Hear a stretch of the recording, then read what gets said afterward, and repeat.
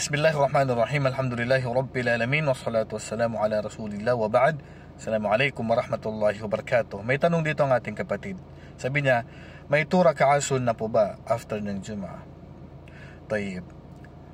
Nagkaroon ng opinion ng mga ulama kung ilang raka'ah nga ba ang sunnah na salah after ng Salatul Jum'ah. Pero before Salatul Jum'ah, wala pong sunnah before Salatul Jum'ah. Hindi po yan katulad ng duhur na mayroon pong sunnah before Salatul Adhuhur.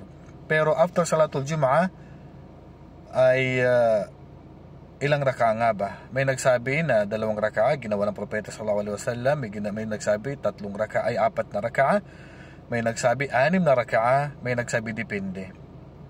Na kung sa masjid isasagawa ang salah na sunnah is 4 na raka'ah, 2, at kung sa bahay ay 2 raka'ah. Ito po ay hindi po napagkasunduan ng mga ulama dahil sa maraming hadis na naitala tungkol sa bagay na to.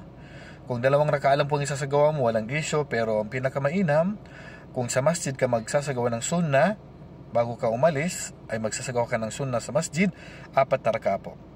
2. At kung sa bahay ka magsusunna is 2 raka'ah na lang po. Wallahu a'lam. Assalamualaikum warahmatullahi wabarakatuh.